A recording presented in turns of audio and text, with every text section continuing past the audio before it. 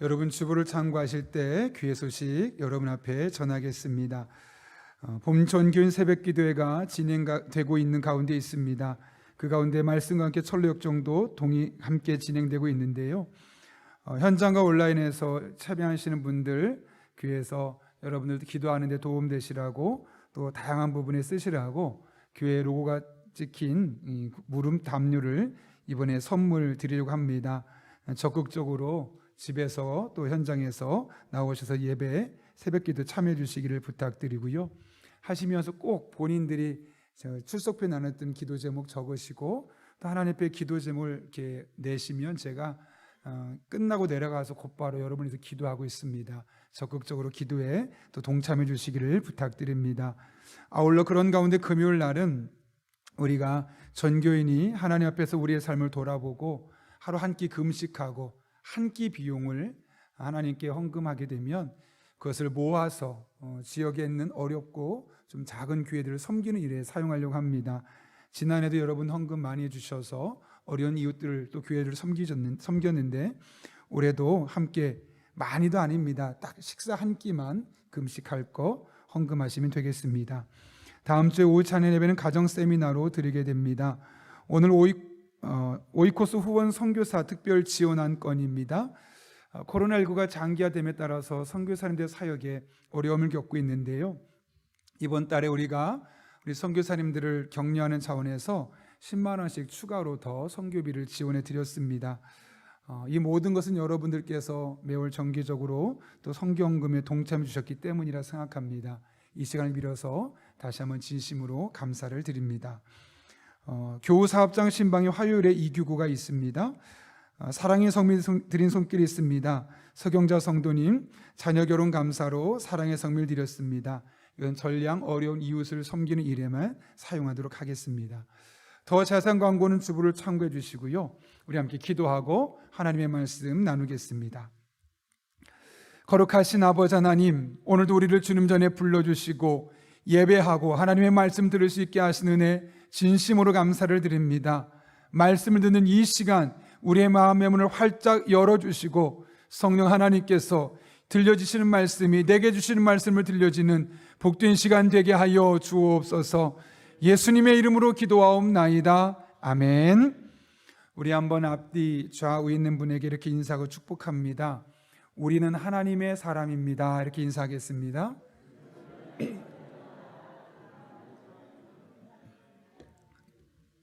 네, 저희가 지금은 코로나로 인해서 모이지 못하지만 저희 경기노회 안에 저희 노회 젊은 목사님들과 독서 모임을 하고 있습니다. 매달 수요일 날 이제 마지막 주에 7시 한 30분에 수원 쪽에 가서 모이고 제가 오게 되는데 저는 모일 때마다 늘 정장에 넥타이를 입거나 가끔 목회자 셔츠를 입고 가게 됩니다. 근데 다른 분들은 좀 편하게 입고 오시는 경향이 있어서 어느 날 저한테 한 목사님이 물어보시더라고요. 목사님은 왜 늘 정장에 넥타이를 입고 오세요? 혹시 늘 그렇게 하는 이유가 있나요? 라고 저에게 묻더라고요. 그 자리에서 제가 그 이유를 밝히긴 좀 멋쩍어서 그냥 씩 웃고 말았는데 사실 저는 목회를 하고 나서부터 늘 넥타이를 했습니다.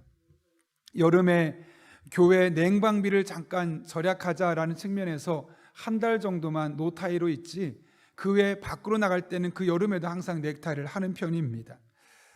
그렇게 하게 된 사실 이유가 있습니다. 오래전에 한 목사님의 설교를 들었는데 그 목사님은 목회를 시작하고 나서부터 한 번도 타이를 풀은 적이 없다는 겁니다. 교회에 출근하게 되면 출근하고 나서 퇴근해서 집에 갈 때까지 넥타이를 풀지 않는다고 하는데 신방을 할 때도 심지어 본인의 방에서 책을 읽고 또 저녁 혼자 설교를 준비할 때도 넥타이를 풀지 않고 아침에 출근하고 퇴근할 때까지 항상 넥타이를 하고 있는다는 것이죠. 그러면서 본인이 그렇게 하게 됐던 이유를 말하기를 넥타이를 풀게 되면 자신이 목사로서 이 정체성을 좀 해해질 것 같아서 일부러 넥타이를 항상 하고 있는다는 겁니다. 어떤 분은 그런 모습을 듣고 나서 좀 고리타분하다, 좀 답답하고 사람이 융통성이 없다라고 생각하실지 모르겠지만 한편으로 보게 되면 항상 내가 목사로서의 정체성을 흔들리지 않으려고 그 노력하는 모습, 늘 한결같은 모습을 보이려는 모습에 적지 않게 저에게는 도전이 되었습니다. 저도 그래서 목사로서 항상 그 모습을 유지하려고 나름대로 노력하고 있는 것이죠. 여러분, 우리가 이 세상을 살아가면서 많은 그리스도인들이 또 교회가 손가락질을 받고, 특별히 교회 안에 있는 우리 다음 세대들에게도 인정받지 못하는 모습이 왜 교회 안에 있는 것일까요? 목사가 목사 같지 않고 성도가 성도답지 않은 것 때문 아니겠습니까? 물론 교회에서는 누구나 목사답습니다. 누구나 교회에서는 성도답게 보입니다. 문제는 교회 밖에 나아갔을 때죠. 우리가 과연 교회 밖에서도 목사답고 교회 밖에서도 성도다울 수 있는가? 아니면 내가 교회 안에서 목사답게 행동했고 교회 안에서 성도답게 행동했기 때문에 밖에서만큼 좀 자유롭고 싶어 라고 말하면서 너무나 편안하게 목사답지 않고 성도답지 않은 삶을 산 것은 아닌가 돌아볼 필요가 있습니다. 그런 맥락에서 이 시대에 가장 회복이 필요한 부분이 있다면 이 한결같음에 대한 부분입니다. 어디서나 목사답고 어디서나 예수님을 믿는 사람다운 그 모습, 그런 결단의 회복이 우리에게 필요하고, 또 실제로 삶의 현장에 나아가서 그렇게 실현해내는, 그렇게 살아내는 결단이 또한 우리에게 필요하다고 생각합니다. 그럴 때 하나님께서 우리를 회복시켜 주실 것이고 우리의 교회를 회복시켜 주실 것입니다. 오늘 본문은 예수님께서 십자가 위에서 하셨던 7개의 말씀 중에 4번째 말씀으로, 이 말씀을 통해서 예수님께서 일평생 동안 변하지 않고 유지하려고 했던 것이 도대체 무엇이었는지를 우리는 알 수 있습니다. 특별히 오늘 말씀은 예수님께서 임종 바로 직전에 하신 말씀인데요, 뭐라고 말씀하십니까? 제9시쯤에 예수께서 크게 소리질러 이르시되 엘리 엘리 라마 사박다니 하시니, 이는 곧 나의 하나님 나의 하나님 어찌하여 나를 버리셨나이까 하는 뜻이라. 엘리 엘리 라마 사박다니, 짧은 말씀이죠. 그러나 이 짧은 말씀을 통해서 예수님께서 일평생 동안 어떤 신앙적인 삶을 유지하려고 하셨는지, 또 이 말씀을 하는 구체적인 상황을 통해서 우리에게 어떤 교훈을 주고 싶으셨는지를 우리는 알 수 있죠. 그것이 무엇일까요? 첫 번째로는 예수님께서는 하나님과의 영적인 교제를 항상 중요하게 생각하셨다는 겁니다. 성경은 예수님께서 십자가에 못 박혀 죽으신 이 과정을 일컬어 저주받았다라고 말합니다. 특별히 사도 바울은 갈라디아서 3장 13절에서 이렇게 말씀하죠. 그리스도께서 우리를 위하여 저주를 받은 바 되사 율법의 저주에서 우리를 속량하셨으니 기록된 바 나무에 달린 자마다 저주 아래 있는 자라 하였음이라. 여러분, 예수님께서 어떻게 죽으셨습니까? 나무에 매달려서 죽으지 않으셨습니까?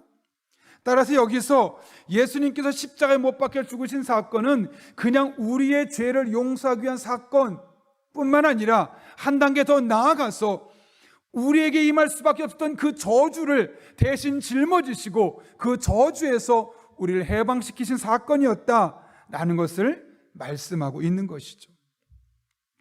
그렇다면 여러분, 오늘 본문에서 말하는 율법의 저주는 구체적으로 어떤 것을 말하는 걸까요? 한 신학자가 이 부분에 대해서 이렇게 설명합니다. 우리가 받아야 했던 저주는 여러 가지로 설명할 수 있습니다. 죄와 마귀의 종이 되어 살며 온갖 질병과 환난 속에서 살고, 살아서는 죽음의 공포 아래 있고 죽어서는 영원한 지옥에서 고통당하며, 나에게서 끝나지 않고 이 죄값이 자손들에게 대물림되는 이 모든 것이 율법의 저주, 죄의 저주입니다. 이 모든 저주 중에서 가장 큰 저주가 하나님과의 관계 단절입니다. 여러분, 예수님께서 십자가에 못 박혀 죽으시면서 이 모든 저주에서 우리를 해방시켜 주셨다고 하셨습니다. 그런데 예수님께서 이 모든 저주에서 우리를 해방시켜 주시면서 마지막으로 외쳤던 말씀이 무엇이라고요? 나의 하나님, 나의 하나님, 어찌하여 나를 버리셨나이까? 라고 외쳤다는 거죠. 예수님은 지금 하나님께서 본인을 버리셨다고 십자가에 달려 돌아가시면서 말씀하고 있는 겁니다. 왜요? 우리의 저주를 대신 짊어지시고 그 모든 저주를 해결하기 위해서 십자가에서 죽으셨기 때문에 그렇습니다. 따라서 여기서 하나님께서 자신을 버리셨다라고 말씀하신 것은 다른 것이 아니라 하나님과 예수님 사이의 관계의 단절을 의미하는 표현이었습니다. 여러분, 예수님께서 일평생을 어떻게 사셨습니까? 하나님과 끈끈한 탄탄한 영적인 관계를 맺기 위해서 매일매일 새벽 기도했습니다. 늦게까지 사역을 하고도 새벽기를 깨우셨던 분이죠. 그런데 그 새벽 기도하셨던 모습을 성경은 뭐라고 말씀하냐면 습관에 따라 새벽에 기도했다고 말합니다. 그러니까 새벽에 기도하는 것이 너무 힘든 노동이 아니었다는 거죠. 습관이어서 너무 자연스러울 정도로 매일매일 새벽 기도하는 것이 예수님에게는 일상이었고, 그렇게 새벽을 일어나서 기도하면서 하나님과 깊은 영적인 유대관계를 맺었던 분이 예수님이셨다는 겁니다. 심지어는 하나님을 아빠, 아버지라고 부를 정도로, 그 당시에 아무도 하나님을 아빠, 아버지라고 부르는 사람이 없는데 예수님은 하나님과 얼마나 가까웠는지 아빠라고 부를 정도로 그렇게 친밀한 영적인 관계를 유지해왔던 분이 바로 예수님입니다. 그런데 그분이 십자가에서 죽으시는 순간만큼은 철저히 하나님과 끊어진 관계 속에서 고백하고 있는 거죠. 그리고 그 사실을 너무나 가슴 아프게 고백하고 있는 겁니다. 나의 하나님, 나의 하나님, 어찌해 나를 버리셨나이까? 왜 나와 영적인 관계를 이 순간은 끊어버리시는 겁니까? 라고 그분이 고백하고 있는 것을 보게 됩니다. 이를 통해 예수님께서 평소에 하나님과 좋은 관계, 바른 관계 맺는 것을 얼마나 소중하게 생각했고 그것을 가장 우선순위에 생각했는지를 우리는 볼 수 있게 되는 것이죠. 예전에 제가 월요일에 온 가족, 저희 아들 셋과 함께 아내와 저희 고향에 내려간 적이 있습니다. 그때 저의 삶이 많이 복잡했고 또 많이 피곤하고 힘든 일이 있어서 조금 짜증을 내면서 운전을 했습니다. 그 모습이 얼마나 보기 안 좋았는지 늘 천사 같은 아내가 저한테 핀잔을 주더라고요. 그 소리 듣고 제가 어땠을까요? 정신을 차렸을까요? 더 짜증이 났을까요? 더 화가 나는 거예요. 내 마음을 이해하지 못한 아내한테 화가 나가지고 표정이 딱 굳어서 운전만 하는 겁니다. 그 분위기, 차 안의 분위기가 어땠을까요? 아주 좋지 않습니다. 그래서 저희는 꼭 가면은 중간에 행담도 휴게소를 들렀다가 저희 고향을 가게 되는데, 행담도 휴게소 들러서 이 식사를 하는데 좀 맛있는 음식들 이렇게 먹을 수 있는 기회가 있는데 그 음식을 먹으면서 마음이 편하지 않습니다. 그러니까 아이들은 막 맛있게 먹는데 저는 그 음식이 먹는 게 아닙니다. 오히려 음식이 쓰게 느껴지고, 또 횡담도에 가면 옆에 바닷가가 있고 얼마나 예쁜지 모릅니다. 근데 그 아름다운 경치가 하나도 눈에 들어오지 않는 겁니다. 아내하고 관계가 편하지 않으니까 맛있는 음식도 그냥 쓰게만 느껴지고, 아내하고 관계가 편하지 않으니까 그 차에서 멋있는 경관 바닷가를 보면서도 하나도 멋있게 느껴지지 않는 겁니다. 여러분, 아내와 관계가 좋지 않은데 좋은 음식이 무슨 의미가 있겠고 아름다운 광경이 도대체 무슨 의미가 있었겠습니까? 마찬가지입니다. 하나님과 관계가 끊어진 사람에게 구중궁궐에서의 삶이 도대체 무슨 의미가 있겠습니까? 하나님과의 관계가 식어진 사람에게 많은 돈이, 두터운 인맥이, 성공이 보장된다 한들 그것이 그에게 무슨 의미가 있겠습니까? 오히려 그것들은 하나님과 더 멀어지게 만드는 것이고, 오히려 나를 더 타락시키고 나를 완전히 무너뜨리는 독약과도 같은 역할을 하는 것 아니겠습니까? 오히려 우리에게는 그런 것이 없어도 하나님과 더 깊은 관계, 흔들리지 않는 관계를 맺는 것이 훨씬 더 중요하죠. 아니, 반대로 하나님과 좋은 관계를 맺으면 이 모든 것이 우리에게 온전하게 유익하게 되는 것을 경험하게 되는 것입니다. 최근 한 목사님이 이야기를 듣고 마음에 큰 도전이 되었었는데요, 꽤 유능하고 또 알려진 목사님입니다. 그 목사님이 목회를 하고 나서 요즘같이 어려운 시기에도 10여 년 정도밖에 안 되었는데 그 교회가 한 400여 명 모일 정도로 꽤 큰 교회로 성장하게 된 것이죠. 그런데 그 교회를 담임하는 목사님이 그렇게 교회를 성장시켜 놨는데 갑자기 교회를 사임하고 저 멀리 지방에 내려가서 개척하겠다라는 겁니다. 성도들이 다 말리고 주변에 아는 목사님들이 그렇게 하지 말라고, 그동안 얼마나 고생했는데 이제 조금 더 목회를 힘있게 할 수 있는 시기가 되었는데 왜 그만두냐고, 그런 이야기를 가지고 다 말리는 거죠. 그럼에도 불구하고 그 목사님이 끝내 사임을 결정했고 올 연말이 되면 교회를 그만두고 저 지방에 내려가서 개척을 한다고 합니다. 근데 그렇게 됐던 이유가 두 가지입니다. 첫 번째로는 후배 목사에게 길을 열어주기 위해서. 본인은 개척교회를 해도 자기가 이미 많이 알려졌기 때문에 많은 사람이 올 수 있는 목회자고, 후배 목회자들은 알려지지 않았는데, 그리고 나는 개척교회라도 얼마든지 교회를 키울 수 있는 능력이 있는데, 내가 볼 때 지금 이 교회는 나보다 오히려 안정적으로 교회를 성장시킬 사람이 더 필요하다 싶은 생각이 들어서 후배 목회자에게 담임 목사 자리를 물려주고 본인은 시골로 내려가서 다시 개척해서 교회를 세우겠노라고 그렇게 결단했다는 거죠. 근데 사실 저의 마음에 더 큰 도전이 되었던 것은 두 번째입니다. 여러분, 성도 숫자가 제법 되지 않겠습니까? 400명 되면? 그럼 어떻게 될까요? 설교할 수 있는 횟수가 더 많아지게 되겠죠. 신방도 다녀야 되겠죠. 때로는 상담도 해야 되겠죠. 또 전화 신방도 되겠죠. 이런저런 일들이, 또 예기치 않은 일들이 장례나 결혼식이나 많이 생기게 되는 겁니다. 마음이 너무 바쁘고 분주하죠. 그러다 보니 이 목사님 마음에 문제가 생긴 겁니다. 사람도 많아져서 좋고 할 일도 많아서 좋은데 문제는 예전처럼 하나님 앞에 기도하고 말씀을 볼 시간이 절대적으로 부족해 버린 겁니다. 개척교회 할 때는 성도는 적었고 내가 알려지진 않았지만 한 가지 분명한 것, 마음이 참 기쁘고 행복했었는데 그 일을 돌아봤더니 늘 하나님께 기도하고 늘 하나님의 말씀을 가까이 하고 늘 경건서적을 읽으면서 하나님과 영적으로 교제할 시간이 많았던 겁니다. 근데 교회가 조금씩 커가면서 설교 횟수가 많아지고 또 사람들이 기대하는 바를 충족시키기 위해서 더 많은 책을 봐야 하고 신방해야 되고 장례식에 참여하게 되고 상담하게 되고 이런 일들을 하면서 많은 일을 하다 보니까 정말 더 기도 많이 해야 되는데 기도할 시간이 없는 겁니다.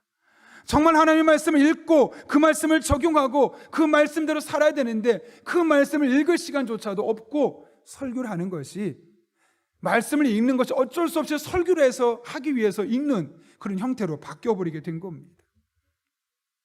그래서 그분이 결단하게 된 거죠.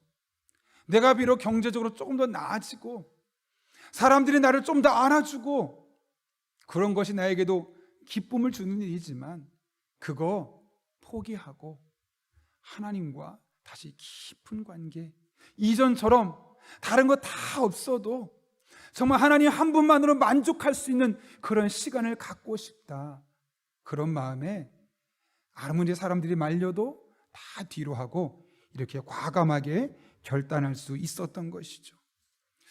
어떤 분들이 보기에는 참 어리석어 보일 수 있고 굳이 저렇게까지 해야 되나 싶어 보이지만 이 목사님이야말로 무엇이 정말 중요한지를 제대로 알고 있는 목사님이었던 겁니다. 여러분, 사실 우리 그리스도인이 일생을 살아가면서 정말 마음을 들이고 신경을 써야 될 부분이 무엇일까요? 바로 하나님과 좋은 관계, 하나님과 바른 관계를 유지하며 살아가는 것입니다. 늘 한결같은 모습으로 예배하고 늘 한결같은 모습으로 하나님을 섬기고 늘 한결같은 모습으로 이 세상의 약자와 어려운 이웃들을 섬길 수 있어야 하는 것, 이것은 바로 하나님과 좋은 관계가 유지될 때 가능한 것입니다. 그렇지 않으면요, 예배도 나의 이득을 위해 하나님을 이용하게 되는 것이고, 하나님을 섬긴다고 세상을 섬긴다고 말하지만 진짜 그 사람들을 위한 사랑의 마음이 아니라 내가 더 유명해지고 싶어서, 내가 더 인정받고 싶어서 하는 그런 이기적인 마음의 발로일 뿐입니다. 그러므로 우리가 하나님 앞에서 정말 마음을 써야 될 것, 이 세상 끝나는 그 순간까지 우리의 관심을 집중시켜야 될 것은 하나님, 그 하나님과 내가 지금 어떤 관계를 맺고 있느냐를 돌아보며 가장 좋은 관계를 늘 유지시켜야 하는 것이죠. 운동하는 선수들이 가장 좋은 컨디션을 유지하기 위해서 노력하는 것처럼, 성악하는 사람이 늘 목을 보호하기 위해서 스카프를 하는 것처럼, 우리가 늘 하나님 앞에 끼어있고 하나님 기뻐하는 삶을 살기 위해서는 늘 영적으로 끼어있어 하나님과 좋은 관계를 맺어야만 하는 것입니다. 그럴 때 우리가 이뤄놓은 가정이, 그럴 때 우리가 일궈놓은 경제력이, 그럴 때 우리가 쌓아놓은 모든 명성이 의미 있게 역동적으로 작용될 수 있는 겁니다. 바라기는 우리 성도 한 분 한 분이 그런 삶을 살아가는 주의 동들 될 수 있기를 예수님의 이름으로 축원합니다.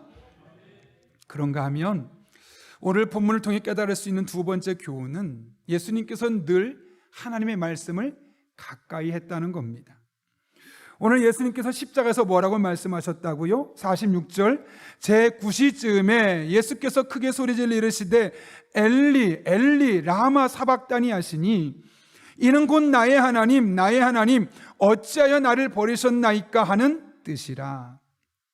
여기 엘리 엘리 라마 사박다니라는 말은 예수님께서 어쩔 수 없어서 했던 십자가의 고통의 메시지가 아니었습니다. 사실 이 엘리 엘리 라마 사박다니라는 말은 다윗의 시로 알려진 시편 22편 1절의 말씀입니다. 이렇게 기록되어 있죠. 내 하나님이여 내 하나님이여 어찌 나를 버리셨나이까. 바로 이 표현이 히브리어 성경을 보게 되면 엘리 엘리 라마 사박다니라고 되어 있습니다. 여러분, 지금 예수님께서 십자가 못 박혀 죽으시는 순간 마지막으로 뱉었던 말씀이 무엇입니까? 자신의 감정을 토로하는 것도 아니고 섭섭한 마음을 이야기한 것도 아닙니다. 미래에 대한 소원을 이야기한 것도 아닙니다. 하나님의 말씀을 입에서 쏟아내고 있는 겁니다. 이렇게 예수님은 마지막 순간, 정말 죽음의 고통의 순간에서도 하나님의 말씀을 언제든지 말씀할 수 있을 만큼 그 말씀을 가까이 하셨던 분이라는 것이죠. 뿐만 아닙니다. 예수님께서 40일을 금식하셨을 때 사단이 찾아와서 예수님을 미혹하고 유혹하죠. 그때 예수님은 3번에 걸쳐서 하나님의 말씀으로 그 사단을 쫓아냈습니다. 그런데 여러분, 성경을 찾아보십시오. 일말의 주저함도 없이 예수님께서 사단을 쫓아낼 때 성경을 펼쳐보았더라, 혹은 파피루스를 펼쳐보았더라, 혹은 주변에 있는 누군가에게 그 말씀이 어디 있는 말씀인지 물어보았더라 라고 성경은 증언하지 않습니다. 순간적으로 하나님의 말씀으로 사단을 대적했다라고 말씀하고 있는 것이죠. 다른 말로 하면 무엇을 말하는 걸까요? 늘 그 말씀을 외웠다는 것이고, 그래서 정말 중요한 순간에 그 말씀이 입에서 자연스럽게 나올 수 있었다는 것이죠. 외우지 않은 말씀을 어떻게 우리가 자연스럽게 입에서 꺼낼 수 있었겠습니까? 외웠던 말씀, 그리고 그 말씀을 나의 삶에 적용했기 때문에 정말 중요한 순간순간마다 그 말씀이 툭툭 튀어나올 수 있었음을 성경 우리에게 말씀하고 있는 것이죠. 여러분, 그 예수님을 따르는 우리 또한 같은 모습을 보여야 되지 않겠습니까? 하나님의 말씀을 한 귀로 듣고 흘려버리는 것이 아니라 그 말씀 중에 단 한 구절이라도 내게 주신 말씀으로 받고 그 말씀을 외워서 정말 위기의 순간, 그 말씀이 필요한 순간에 나도 모르게 라마 엘리 엘리 엘리 라마 사박다니 라고 말씀하거나, 정말 우리에게 그 필요한 말씀들이 튀어나와서 그 말씀으로 힘을 얻고 그 말씀으로 위로를 얻고 그 말씀을 소망으로 삼고 우리의 위기 상황을 극복해낼 수 있어야 되지 않겠습니까? 홍정길 목사님이 계신데요, 그분이 한국 개혁주의 신학의 큰 어른이신 박윤선 목사님이 돌아가실 때 일대기를 한 책에 쓴 것을 제가 오래전에 읽었던 기억이 있는데, 이 시간이 지나서도 제 기억이 사라지지가 않습니다. 이 박윤선 목사님에게 지병이 있었습니다. 그러다 보니 코마 상태, 그러니까 식물인간이죠. 누워서 아무것도 못하는, 숨만 쉬지 말도 할 수 없고 손가락 발가락도 움직일 수 없는 이 코마 상태에 빠지게 되어 있었습니다. 어느 날 박윤선 목사님이 병문안을 가게 됐는데, 그동안 코마 상태에서 아무 말도 못하고 아무런 행동도 못했던 박윤선 목사님 입이 갑자기 중얼중얼 움직이는 겁니다. 깜짝 놀라서 도대체 무슨 말을 할까 귀를 기울이고 가까이 갔더니 이 박윤선 목사님의 입에서 나오는 소리가 시편 23편인데 시편 23편을 히브리어로 외우고 있는 겁니다. 여러분은 히브리어를 잘 모르기 때문에 제가 이 시간 시편 23편 말씀을 그대로 한번 읽어보면 이렇습니다. 여호와는 나의 목자시니 내게 부족함이 없으리로다. 그가 나를 푸른 풀밭에 누이시며 쉴 만한 물가로 인도하시는도다. 내 영혼을 소생시키시고 자기 이름을 위하여 의의 길로 인도하시는도다.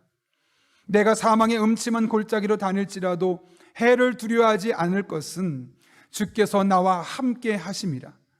주의 지팡이와 막대기가 나를 안위하시나이다. 주께서 내 원수의 목전에서 내게 상을 차려주시고 기름을 내 머리에 부으셨으니 내 잔이 넘치나이다.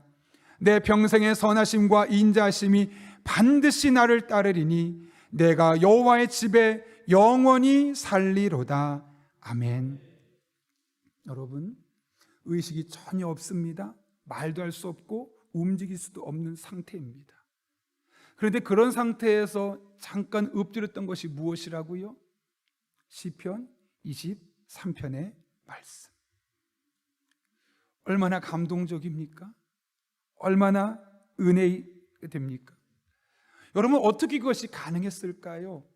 시편 23편을 읽으면서 평생 그 말씀을 읽으면서 이 말씀을 내게 주신 말씀으로 받고 그냥 한번 읽고 그냥 지나치기 너무나 아까워서 이 말씀을 한글로 달달달 외울 뿐만 아니라 원래 쓰였던 히브리어 원문으로 내가 외워야겠다, 그런 마음으로 철저하게 한 번, 두 번, 세 번, 10번, 100번 외웠기 때문 아니겠습니까?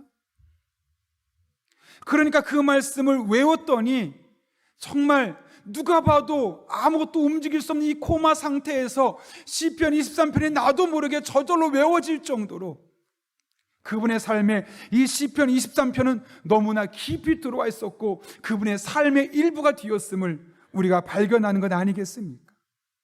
지금 예수님도 마찬가지입니다. 십자가에 달려서 그 극한의 고통 속에서 외쳤던 한마디 말씀, 엘리 엘리 라마 사박다니, 이 시편 22편의 말씀을 마치 지금 나의 현장으로 끌어들여 와서 그때 다윗이 고백했던 것처럼 본인도 고백하고 있음을 우리가 깨닫게 되는 것이죠.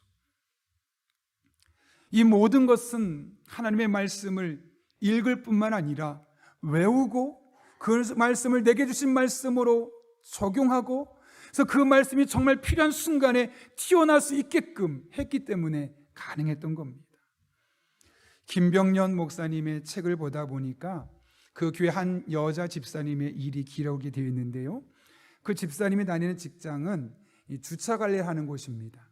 1년에 한 곳을 맡기고 내년 되면 또 다른 곳을 맡겨서 이제 여러 주차장을 관리하는 일을 하는데, 다 하나씩 맡았는데 올해 특이하게 그 집사님에게만 2곳이 맡겨진 겁니다.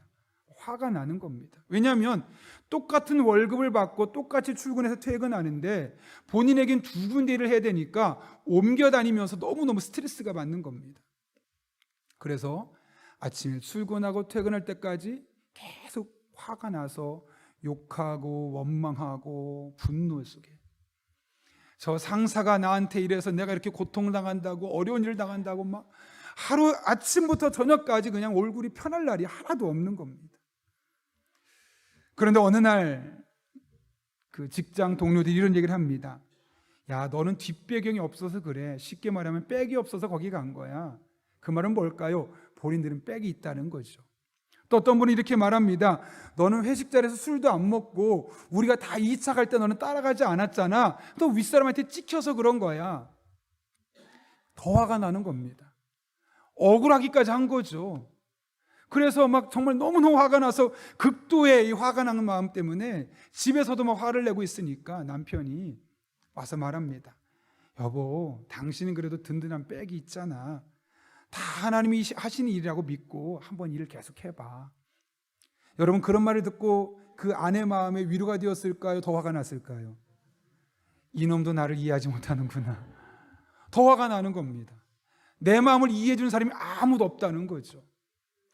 그런데 그렇게 계속 화를 내는 일이 하루하루 길어지다 보니까 못 살겠더래요. 죽겠더래요. 그래서 이들이 있어서는 안 되겠다. 내가 하나님의 말씀으로 좀 내 삶을 새롭게 해야겠다 해서 말씀을 읽으려고 하는데 안 읽어져요. 왜? 평상시 잘 안 읽었으니까요. 읽어도 내 마음속에 와닿지가 않아요. 그러다가 그 교회가 마침 부흥회가 있었는데 둘째 날 강사 목사님이 이런 말을 합니다.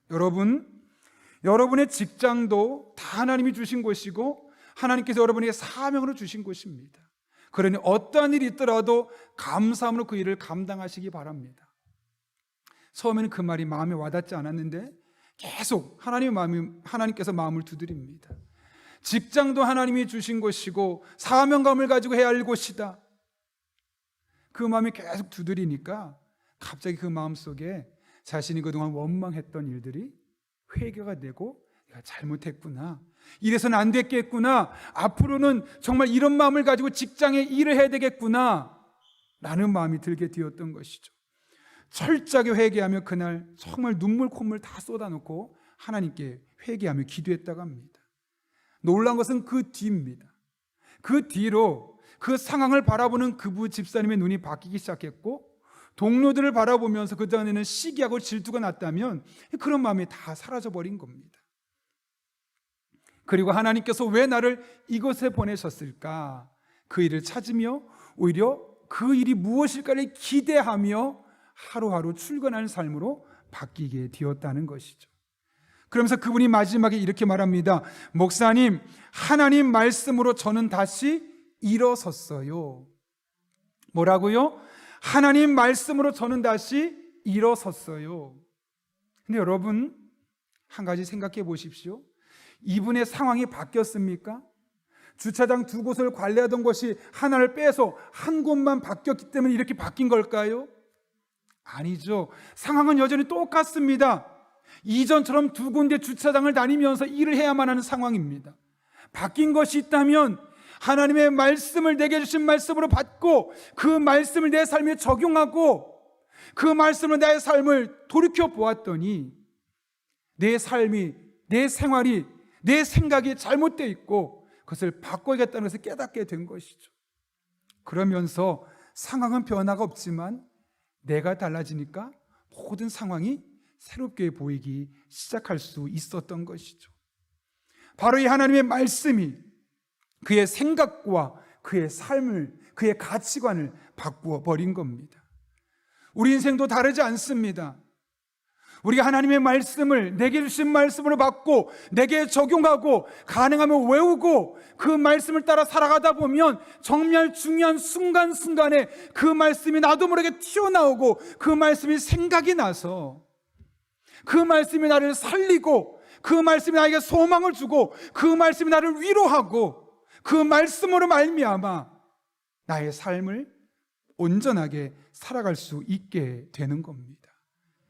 그러므로 여러분, 바라기는 우리의 내면에도 하나님의 말씀이 늘 채워져 있어서 그 어떤 순간에도 하나님의 말씀이, 이 생명의 말씀이 흘러나오는 저와 여러분의 삶이 될 수 있기를 예수님의 이름으로 축원합니다.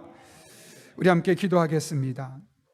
우리 한 두 가지만 놓고 기도하면 좋겠는데요, 한 1분 정도 동안 이렇게 기도합니다. 하나님, 저의 삶을 돌아보며 제가 지금까지 하나님과 영적인 관계가 얼마나 중요한지를 간과하며 살았습니다. 하나님과 영적인 관계를 탄탄하게 하는 것이 내 신앙생활의 1순위가 되게 하여 주옵소서. 뿐만 아니라 하나님의 말씀을 읽고 내게 적용하고 외워서 정말 그 말씀이 필요한 순간에 내게 위로가 되고 힘이 되고 능력이 되고 소망이 되는 것을 경험하게 하여 주옵소서. 이렇게 하나님의 도우심을 구하며 우리가 1분 정도지만 하나님 앞에 간절한 마음으로 함께 기도하겠습니다. 거룩하신 아버지 하나님, 오늘도 우리를 주님 전에 불러주신 은혜 감사합니다. 하나님만 바라보며 찬양하며 의지하며 믿음으로 살기를 원합니다. 하나님께서 친히 함께 주셔서 오늘도 우리와 동행하시는, 우리의 삶을 새롭게 하시는 그 주님의 도우심이 날마다 경험되게 하여 주옵소서. 특별히 하나님을 더욱더 의지하며 하나님과 깊은 영적인 유대관계를 맺기를 원합니다. 열심히 일을 하고 열심히 성공을 위해 달려나가는 것이 우리에게 필요하지만 그것보다 더 중요한 것이 하나님과 좋은 영적인 관계를 맺는 것임을 깨닫게 하셨사온데, 우리가 늘 하나님과 좋은 영적인 관계를 맺기 위해서 하나님 앞에 믿음으로 달려나갈 수 있는 하나님의 사람들 되게 하여 주옵소서. 뿐만 아니라 하나님의 말씀이 우리의 삶의 중심이 되고 기준이 되기를 원합니다. 늘 읽을 뿐만 아니라 내게 주시는 말씀으로 받고 그 말씀을 나의 삶에 적용하고 그 말씀을 암송할 때 그 말씀이 필요한 순간순간마다 우리에게 생각나게 하여 주셔서 그 말씀으로 말미암아 소망을 얻고 위로를 받고 다시 비전을 갖고 미래를 꿈꿀 수 있는 주의 종들 될 수 있도록 하나님 아버지 은혜를 더하여 주옵소서.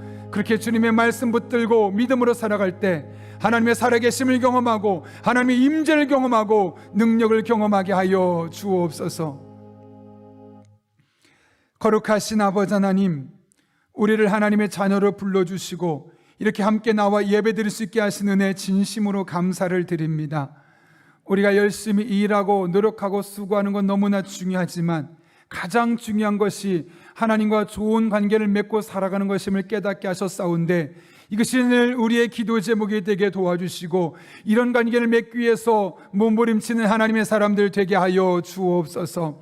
하나님의 말씀을 한 귀로 듣고 흘려버리는 사람들이 아니라 그 말씀을 내게 주신 말씀으로 받고 나의 삶에 적용하고 그 말씀을 외워서 그 말씀이 필요한 순간순간에 말씀이 생각나 그 말씀을 힘을 얻고 말씀으로 위로를 받고 말씀으로 절망 가운데 소망을 노래할 수 있는 하나님의 사람 될 수 있도록 우리 용인영락교회 모든 성도들에게 친히 역사하여 주옵소서.